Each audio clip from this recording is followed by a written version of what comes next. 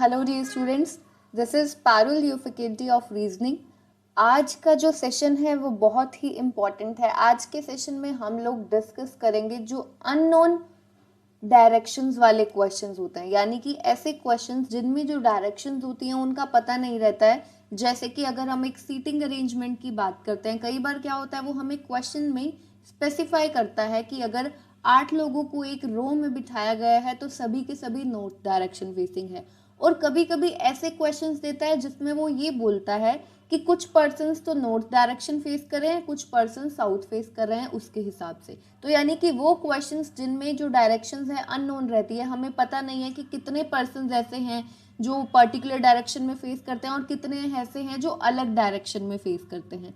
तो आज के सेशन में हम लोग एक सर्कल अरेंजमेंट को सॉल्व करेंगे जिसमें इनसाइड और आउटसाइड दोनों ही डायरेक्शंस में फेस करने वाले पर्सन होंगे। ठीक है, ये है हमारा क्वेश्चन, वेरी इंपॉर्टेंट क्वेश्चन। अब देखो क्या कहता है, 8 persons PQRSTABC sit around a circular table. Some of them face towards the center of the table and the rest of them face outside the center of the table. ठीक है, क्या कहता है, 8 लोग हैं, उन्हें एक सर्कुलर टेबल में बिठाया गया है। कुछ लोग ऐसे हैं जो सेंटर ऑफ टेबल की तरफ फेस करके बैठे और कुछ बाकी के जो बचते हैं वो आउटसाइड द सेंटर फेस करते हैं। आगे देखो कहता है, the number of persons facing inside are more than the number of persons facing outside. क्या कहता है, नंबर ऑफ पर्सन्स जो कि इनसाइड देखते हैं मतलब कि जो लोग इनसाइड फेस करते हैं उनका जो नंबर है वो ज़्यादा है जितने कि लोग आउटसाइड फेस करते हैं उससे। ठीक है, अब देखो इसका मतलब क्या हुआ, उसने कहा है कि जो लोग इनसाइड वाले हैं उनका नंबर ज़्यादा है आउटसाइड वालों से। अब देखो अगर बराबर होता, अगर इनसाइड और आउटसाइड वालों का जो नंबर है वो बराबर होता तो यानी कि 4 और 4 होता। ठीक है, यानी कि इनसाइड के भी 4 होते, आउटसाइड के भी 4 होते। अब उसने बोला क्या है कि ज़्यादा है, इनसाइड वालों का आउटसाइड वालों से ज़्यादा है, तो कम से कम ये तो बनेगा, कम से कम ये तो बनेगा 5 होंगे इनसाइड फेसिंग और 3 हो जाएंगे आउटसाइड फेसिंग, या फिर 6 और 2 का भी बन सकता है। ठीक है, बन सकता है। हम लोगों ने क्या देखा कि मिनिमम तो ये तो बनेगा ही, 5 इनसाइड तो होंगे ही होंगे। ठीक है, 5 से कम तो हो नहीं सकते, 5 से ज़्यादा बेशक हो सकते हैं पर 5 से कम नहीं हो सकते, या फिर 5 ही हों। ठीक है, अब आगे देखो क्या कहता है, note more than 3 persons face in the same direction. कहता है 3 से ज़्यादा लोग सेम डायरेक्शन को फेस नहीं करते हैं, यानी कि अगर 3 लोग ऐसे हैं जो कि एक डायरेक्शन में फेस कर रहे हैं तो चौथा जो पर्सन होगा ना वो ऐसी डायरेक्शन फेस करता होगा दोनों ही साइड पर। ये नहीं कि ऐसा नहीं हो सकता फिर कि यहाँ पर भी ऐसा आ गया यहाँ पर भी, ये गलत हो जाएगा। इस तरह का अरेंजमेंट बनेगा। ठीक है, आगे अब उसने डेटा देना, इंफॉर्मेशन देनी स्टार्ट कर दी है। कहता है R sits second to the right of P. R जो है वो पी के सेकेंड राइट पर बैठता है। आर जो है वो पी के सेकेंड राइट पर बैठता है। अब हमें कैसे पता कि क्वेश्चन को स्टार्ट करना नहीं करना है, थोड़ा सा देखते हैं। इंटरकनेक्शन भी ज़रूरी है और क्या चीज़ ज़रूरी है, अगर हमने इसी क्वेश्चन को मिनिमम पॉसिबिलिटी से सॉल्व करना है तो हमें थोड़ा सा पेशेंट होना पड़ेगा।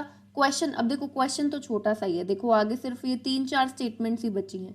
ठीक है, जब छोटा क्वेश्चन है तो यानी कि हम क्वेश्चन को ईजिली पढ़ के जल्दी से ढूंढ सकते हैं कि हमें एग्जैक्ट इन्फॉर्मेशन, यानी कि जिस भी पर्सन का हमें एग्जैक्ट क्या पता चल जाए कि वो कौन सी डायरेक्शन को फेस करता है, वहां से करेंगे तो हमारा जो क्वेश्चन है वो मिनिमम पॉसिबिलिटी से सॉल्व हो जाएगा। अगर हम सीधा इंटरकनेक्शन ढूंढते हैं और इंटरकनेक्शन में हमें ये नहीं दिया हुआ, पर्टिकुलर डायरेक्शन नहीं दी हुई, तो हमें केसेस बनाकर चलने पड़ेंगे, एक बार ऐसा एक बार ऐसा। अभी एक बार क्या करते हैं, क्वेश्चन को देखते हैं और देखते हैं कि एग्जैक्ट इन्फॉर्मेशन, एग्जैक्ट फेसिंग हमें कहाँ पर मिल रही है। अब उसने बोला है आर जो है वो पी के सेकेंड राइट पर है। ठीक है, आगे कहते हैं 2 person sit between R and T. पहले आर पी की बात हुई, फिर आर ओ टी की बात हुई। उसके बाद में कहते हैं बी जो है वो एस के थर्ड राइट पर बैठता है। अब बी और एस का तो कोई रिलेशन नहीं है। आगे कहता है एस जो है वो पी के सेकेंड लेफ्ट पर, तो पी से रिलेशन आ गया। अगर अब हम इसको यहाँ से देखते हैं तो हमारे पास इंटरकनेक्शन तो हमें मिल रहा है सीधा सीधा। आर जो है वो पी के सेकेंड राइट पर बैठता है, पी से रिलेटेड काफ़ी सारा इन्फॉर्मेशन दिया है आगे उसने। ठीक है, आर P के सेकंड राइट पर है, R और T के बीच में दो लोग हैं, ठीक है। B जो है वो S के थर्ड राइट पर बैठता है, S sit second left of P, again P की बात हो गई, ठीक है। तो अब क्वेश्चन को अगर हम यहाँ से स्टार्ट करते हैं, नो डाउट आप क्वेश्चन को डेफिनेटली यहाँ से सॉल्व कर सकते हो, आप उठा सकते हो, पर यहाँ से मुझे क्या दिख रहा है, मैं इस क्वेश्चन को यहाँ से सॉल्व नहीं करना चाहूँगी क्योंकि मुझे कुछ एग्जैक्ट नहीं मिला। तो यहाँ से मुझे क्या करना पड़ेगा, P को अगर मैं यहाँ से पढ़ते पढ़ते क्वेश्चन स्टार्ट करूँगी तो एक बार P को इनसाइड फेस करवाऊंगी, एक बार P को आउटसाइड फेस करवाऊंगी, उसके हिसाब से दो केसेस बनेंगे मेरे, ठीक है। तो मैं क्या कर रही हूँ, आगे क्वेश्चन को और पढ़ रही हूँ, ठीक है, आगे क्वेश्चन को और पढ़ रही हूँ। आगे देखो, कहते हैं A and C face each other, A और C एक दूसरे को फेस करते हैं, ठीक है। Q sits to the immediate right of C, C के इमीडिएट राइट पर है, ठीक है।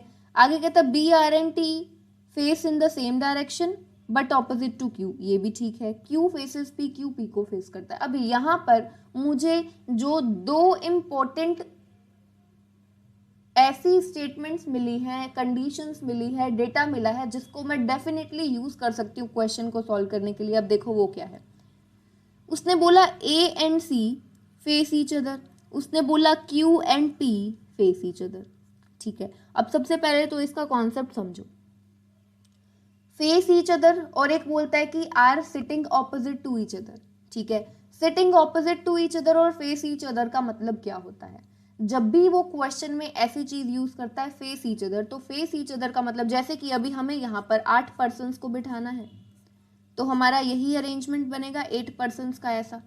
अब उसने बोला है कि face each other, face each other का मतलब होता है कि वो एक दूसरे के ऑपोजिट बैठते, एक दूसरे के आमने सामने बैठते हैं, प्लस एक दूसरे को फेस करते हैं।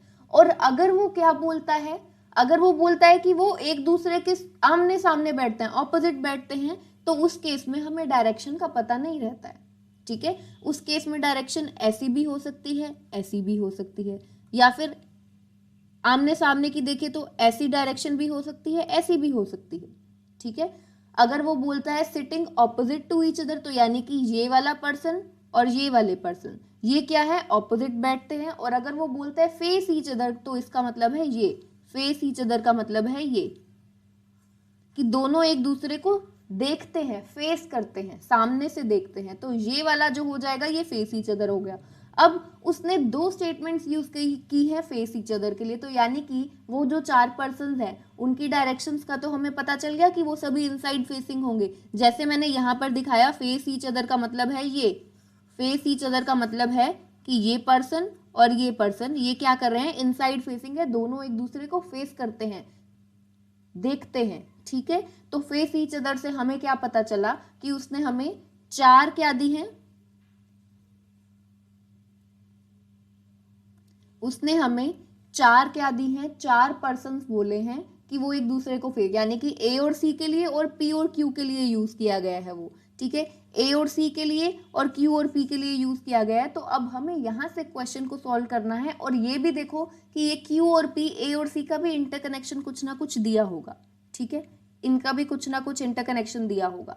तो अभी हम क्या करते हैं, देखो A and C face each other, ठीक है, यहां से करें। और देखो हमें P से रिलेटेड बहुत सारा इंफॉर्मेशन पहले मिला था ना, R जो है वो P के सेकंड राइट पर बैठता है, तो हम लोग Q फेसेस P को बना लेते हैं, ठीक है। Q जो है वो P को फेस करता है, और उसने ये भी बोला है Q सिट्स टू द, यहां से देखो Q sits to the immediate right of C, Q जो है वो C के इमीडिएट राइट पर, तो यहाँ से A और C का भी पता चल जाएगा, ठीक है। हम लोग बनाते हैं इसे, 8 पर्सन होंगे। अब वो कहता है कि P और Q एक दूसरे को फेस करते हैं, ठीक है। तो हमने बनाया यहाँ पर, ये बनाया P और Q, ठीक है, फेस करते हैं, दोनों ही इनसाइड फेसिंग होंगे। अब उसने एक और चीज क्या बोली, Q sits to the immediate right of C, C के इमीडिएट राइट पर है Q, C के इमीडिएट राइट पर है कौन, Q। तो अभी ये नहीं पता, देखो C यहाँ पर। और उसने एक और चीज देखो क्या बोली है, एक और चीज बोली है कि A और जो C हैं वो भी एक दूसरे को फेस करते हैं, A और C वो भी एक दूसरे को फेस करते हैं। तो A और C कहाँ पर आएगा, A और C फेस करते हैं, यानी कि A और C दोनों ही इनसाइड फेसिंग होंगे, आमने सामने, ठीक है।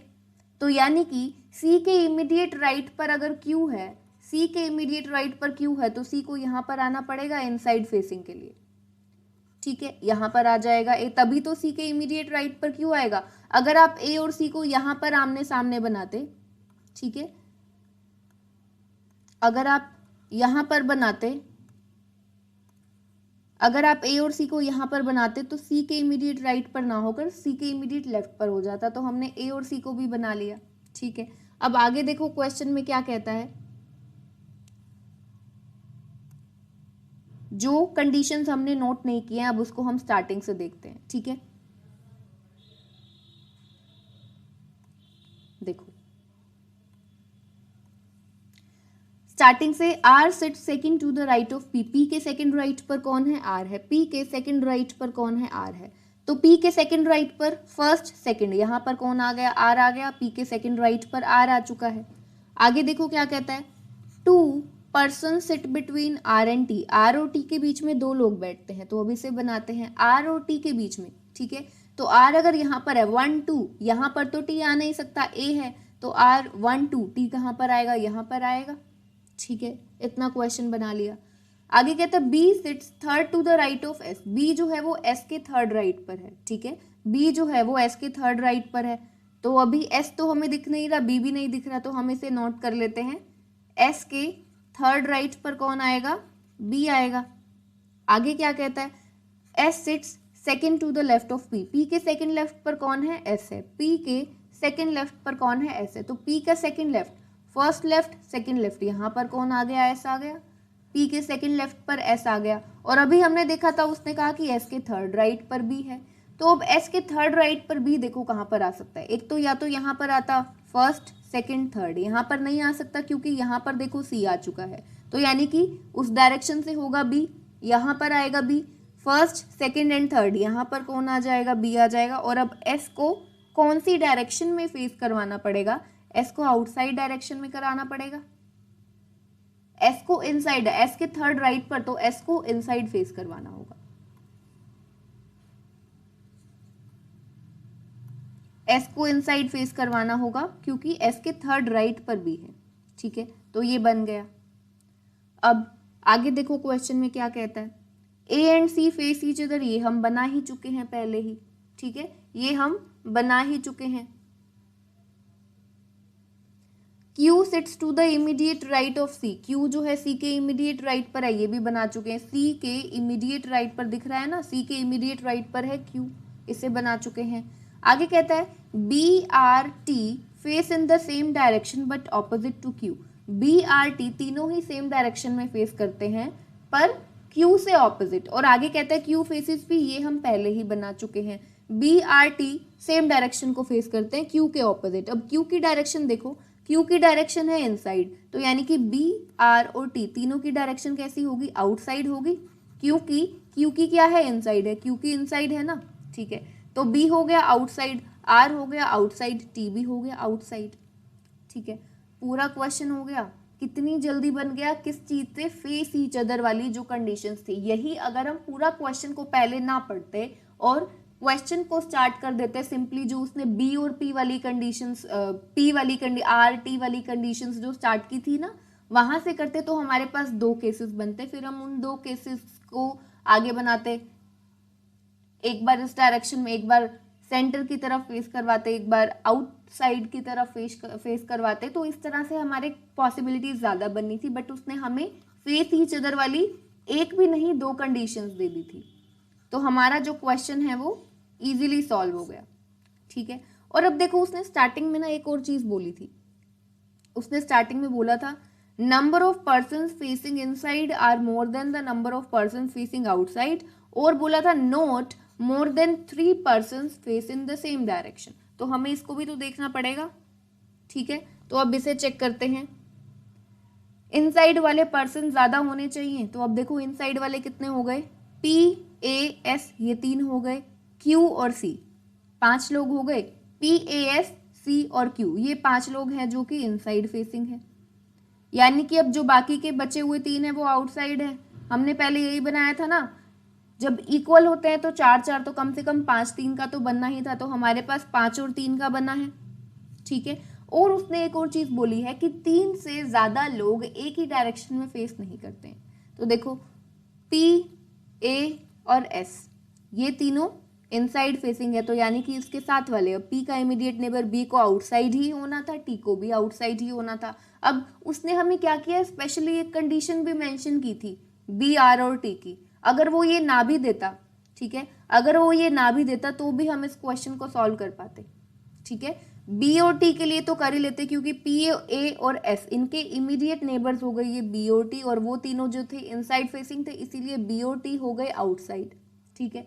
तो क्वेश्चन यहाँ पर कंप्लीटेड है। वो आपसे पूछे कि पी के थर्ड राइट पर कौन है, सेकंड लेफ्ट पर कौन है, कितने पर्सन इनसाइड फेसिंग है, कौन कौन से पर्सन इनसाइड फेसिंग है, कौन कौन से पर्सन आउटसाइड फेसिंग है, आप सारे क्वेश्चन सॉल्व कर सकते हैं, ठीक है। तो चलिए आगे सॉल्व करते हैं नंबर सीरीज का क्वेश्चंस कुछ। देखो क्या कहता है, study the given information and answer the following questions. उसने ये नंबर्स दिए हैं 256, 185, 901, 398, 437, ठीक है। 1 2 3 4 5 ये 5 नंबर्स दिए हैं। फर्स्ट क्वेश्चन में आपसे पूछता है if all the digits within the number are added, अगर जितने भी नंबर्स उसने दिए हैं उसमें जितने भी डिजिट्स हैं उन सबको ऐड किया जाए, then find how many numbers thus formed are divisible by 2। तो जो सम आता है, ठीक है, वो क्या कह रहा है कि ये जो नंबर्स हैं 256, 185, 901, 398, 437, कहता है कि ये जो नंबर्स हैं इनके हर एक डिजिट को, सभी डिजिट्स को अगर हम ऐड करते हैं, ऐड करने के बाद जो भी नंबर आएगा वो ये पूछ रहा है कि ऐसे कितने नंबर्स होंगे जो 2 से डिविजिबल होंगे। बहुत ही आसान है, इसके लिए तो पेन भी ना उठाओ तो भी क्वेश्चन को सॉल्व कर सकते हो, ठीक है। अब हमें एडिशन करना है, देखो 6 and 5, 11 and 2, 13, 13 नहीं होता, यानी कि ये तो नहीं होता है, ठीक है। 8 and 1, 9, 9 and 5, 185 को ऐड कर रहे हैं, 9 and 5, 14, ये हो सकता है। 9 plus 1, 10, ये हो सकता है। 9 and 3, 12 and 8, 20, ये हो सकता है। 4 and 3, 7 and 7, 14, ये भी, यानी कि 4 नंबर्स ऐसे होंगे जो कि 2 से डिविजिबल होंगे। तो यानी कि इस क्वेश्चन का आंसर हो जाएगा 4। जिस भी ऑप्शन में आपको 4 दिखेगा उस ऑप्शन को आप टिक करेंगे, ठीक है। आसान सा था। नेक्स्ट देखो क्या कहता है, what is the sum of second digit of the third number from the right end. क्या कहता है, सम पूछ रहा है, यानी कि second digit of the third number from the right end. Right end कौन सा होगा, देखो राइट एंड ये होता है और लेफ्ट एंड ये वाला होता है, यहां से स्टार्ट होता है। तो राइट एंड से वो क्या कह रहा है, थर्ड नंबर की बात कर रहा है, राइट एंड से थर्ड नंबर। तो राइट एंड से first number, second number, third number हुआ ये 901, और उसकी भी क्या बात कर रहा है, सेकंड डिजिट की बात कर रहा है। अब इसमें सेकंड डिजिट कौन सा है, 0 है। 901 में सेकंड डिजिट कौन सा है, 0 है, ठीक है। आगे क्या कहता है, and third digit of second number from the right and. अब सबसे इंपॉर्टेंट चीज, कई बार क्या होता है, क्योंकि पहले वो एक बार राइट एंड की बात कर चुका है तो जनरली बाद में ना वो लेफ्ट एंड की बात करता है जनरली, ठीक है। तो कई बार क्या होता है, जल्दबाजी में स्टूडेंट्स देखते हैं कि यहाँ पर राइट एंड आया है तो यहाँ पर लेफ्ट होगा, पर यहाँ पर लेफ्ट नहीं है, लेफ्ट लोगे तो फिर क्वेश्चन गलत हो सकता है ना, ठीक है। तो अब राइट एंड से हम इतना तो देखो यहाँ तक, इस एंड तक तो हम कर चुके हैं, अब हमें एंड के आगे वाला देखना है। कहता है third digit of second number from the right end. Right and से जो सेकंड नंबर है, ये है सेकंड नंबर, राइट एंड से ये कौन सा है, ये सेकंड नंबर है, उसका क्या पूछता है, थर्ड डिजिट। अब थर्ड डिजिट कौन सा है उसका, ये होगा, थर्ड डिजिट ये होगा 8। तो अब 0 + 8 पूछ रहा है, इसका सम क्या होगा, 8 ही होगा, ठीक है, यही होगा ना। सो ये 2 क्वेश्चंस थे, नंबर सीरीज के, आसान से थे, और ऐसे ही क्वेश्चंस क्लर्क प्रीलिम्स में आपसे पूछे जाते हैं। इसके अलावा और भी एक टाइप होता है जिसको मैं आगे आने वाले सेशंस में कराऊंगी, जिसमें वो क्या होता है, आपको अल्फा न्यूमेरिक, यानी कि अल्फाबेट्स भी मिलते हैं कुछ A B C, और साथ में सिंबल्स मिलते हैं, कुछ नंबर्स भी बीच में मिलते हैं। तो वो एक सीरीज होती है अल्फा न्यूमेरिक सीरीज, जिसमें सिंबल्स भी एडिड होते हैं, अल्फाबेट्स भी होते हैं, नंबर्स भी होते हैं, और फिर वो वहां पर पूछता है कि थर्ड राइट से सेकंड लेफ्ट वाला नंबर कौन सा होगा, एलिमेंट, ये एलिमेंट कौन सा होगा, सेकंड राइट से थर्ड राइट, इस तरह से क्वेश्चंस पूछता है। ऐसे क्वेश्चंस अल्फा न्यूमेरिक सीरीज वाले क्वेश्चंस भी मैं आने वाले सेशंस में आपके लिए लेकर आऊंगी। सो चलिए मिलते हैं फिर नेक्स्ट सेशन में। Take care everyone.